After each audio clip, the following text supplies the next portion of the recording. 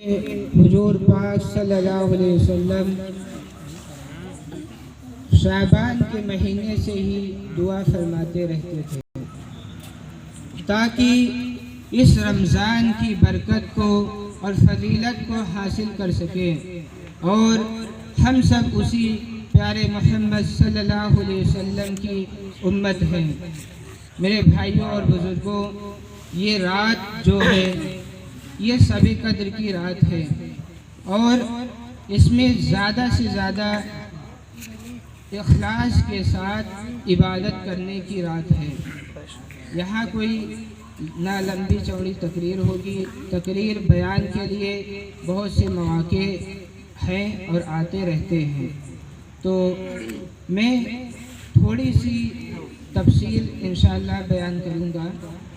سب سے پہلے حضور پاک صلی اللہ علیہ وسلم کے نذرانے میں درود شریف سب لوگ پڑھ لیں۔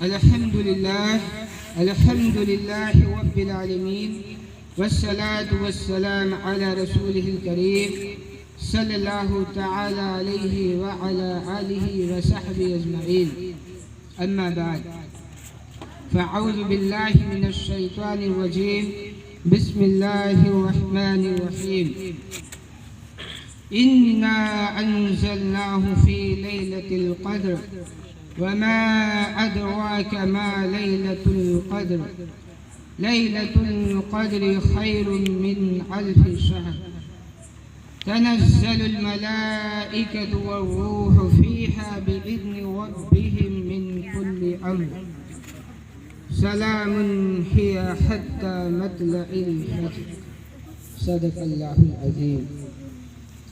میرے محترم بھائیوں اور بزرگوں اور عزیز ساتھیوں، یہ لیلۃ القدر اتنی بابرکت اور مبارک رات ہے جس کو اللہ تعالیٰ نے اپنی خاص کتاب میں جگہ دی ہے، جس کو ہم اور آپ آج مل کر کوشش کریں گے کہ اس رات میں زیادہ سے زیادہ عبادت کریں اور اللہ کو راضی کریں۔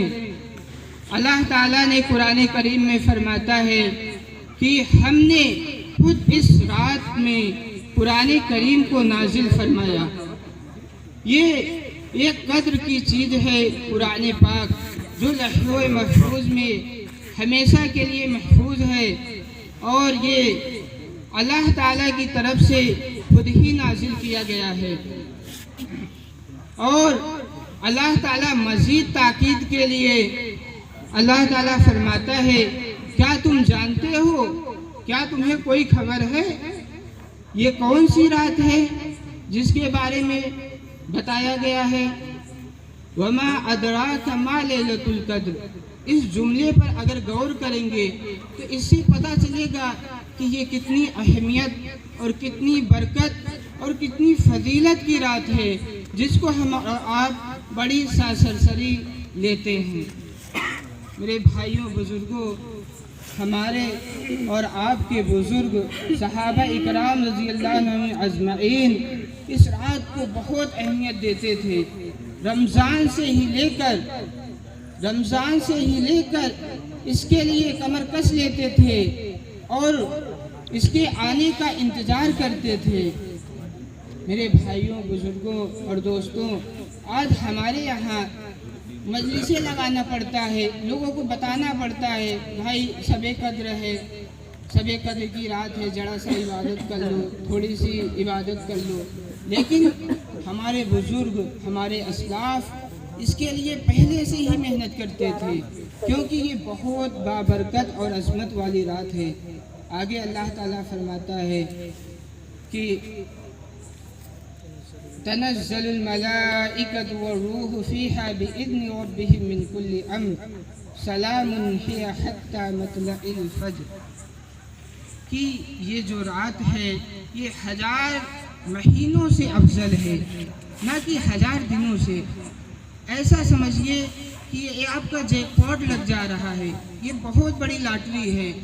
لاٹری کے پانے سے آدمی کتنا خوش ہوتا ہے، لیکن ہم اور آپ کے اندر شب قدر پانے کی ایسی ہی خوشی ہونی چاہیے جیسے کسی کو 80 کروڑ 80 ارب روپے مل جائیں، ویسے ہمیں خوشی ہونی چاہیے، کیونکہ یہ شب قدر اگر صرف 1 سال کا حساب لگایا جائے، 1000 مہینے کا صرف حساب لگایا جائے تو تقریباً 84 سال بنتے ہیں۔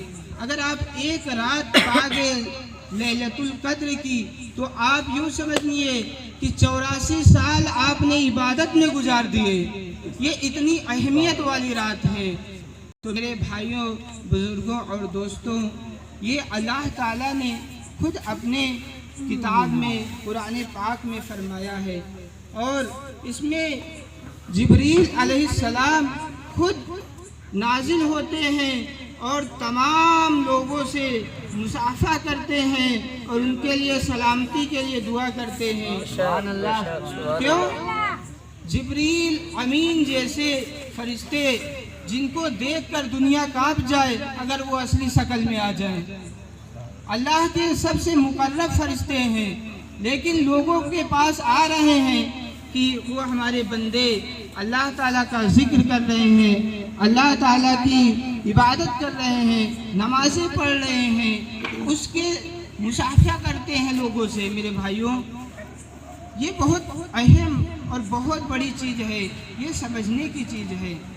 اللہ کے رسول صلی اللہ علیہ وسلم نے فرمایا، تم پر ایک مہینہ آ رہا ہے، رمضان کا مہینہ، اور اس میں ایک ایسی رات آ رہی ہے جو 1000 مہینوں سے بہتر ہے، وہ رات لیلۃ القدر ہے۔ یہ صحیح حدیث میں آیا ہے، اس کو نبی پاک صلی اللہ علیہ وسلم نے فرمایا ہے۔ تو میرے بھائیوں، بزرگوں، میں زیادہ لمبی چوڑی تقریر آج نہیں کروں گا، میں بس اس قرآن پاک کی آیت کو اور قرآن پاک کی اس سورت کے بارے میں تھوڑا سا تعارف کر کے آپ لوگ کے سامنے بتانا چاہتا ہوں، جس کو بارہا نمازوں میں پڑھا جاتا ہے لیکن ہم لوگ غور نہیں کرتے ہیں۔ اگر ہم تھوڑا سا بھی پہلے سے بھی غور کرتے تو انشاءاللہ ہم سب یہ طاق راتیں جو ہیں، جو لیلۃ القدر ہے، یہ صرف 27ویں رات کو ہی نہیں ہے میرے بھائیوں۔